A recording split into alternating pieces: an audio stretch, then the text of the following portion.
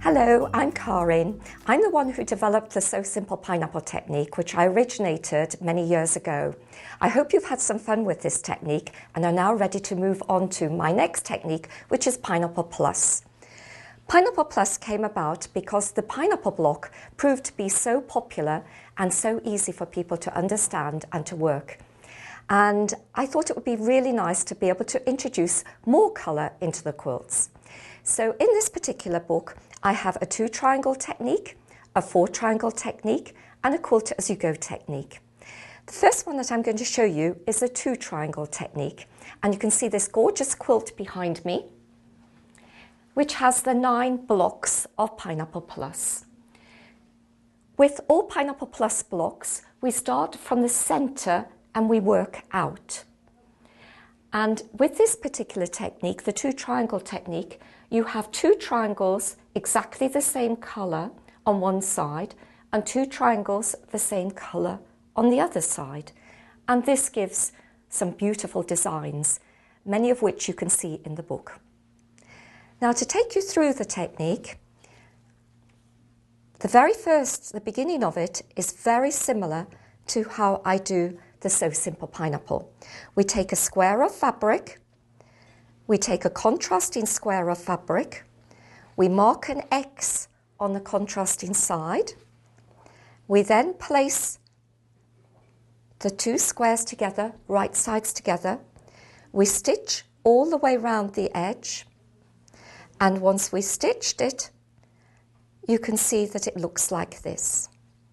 And just to remind you again from So Simple Pineapple, we then pull the squares apart like a tea bag. We make a small crease in the top layer only, and we cut along the penciled line to each of the 4 sides. Once I've cut, the actual block looks like this. Can you see how the triangles can be moved away from the centre square to form another part of the block? This is now pressed, and once it's pressed, it looks like that. Here we have the centre square with the triangles on the outside.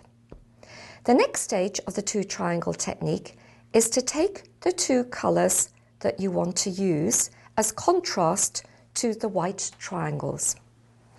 These are going to be cut once from corner to corner, each of these squares, to form the 2 triangles.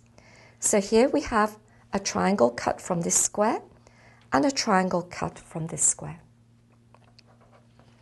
I'll just remove these squares out of the way. These triangles are now placed right side down, matching the square underneath, which is right side up. In other words, they're right sides together.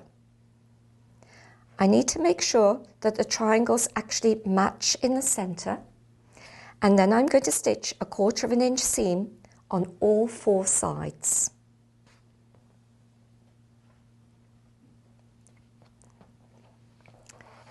Here we have this done, and the next thing I'm going to do is to mark a penciled line from one corner to the other. This is the opposite to the corner that's already been cut. So here's the corner that's already been cut, as you can see, that form the 2 triangles. And this time we're going to match and draw a penciled line from this corner to this corner. This is used as a cutting line, so when I lift this up, I can then cut along here and cut along here. When I then press those triangles out, we have the 2 colours showing, the 2 triangles on one side here and the 2 triangles on one side here. Can you now see how they correspond to the block here? And we just work out in exactly the same way as we would a pineapple block, increasing the plain white with the triangles of colour. So do have a look at the book for more 2 triangle designs. They're really popular and great fun to do.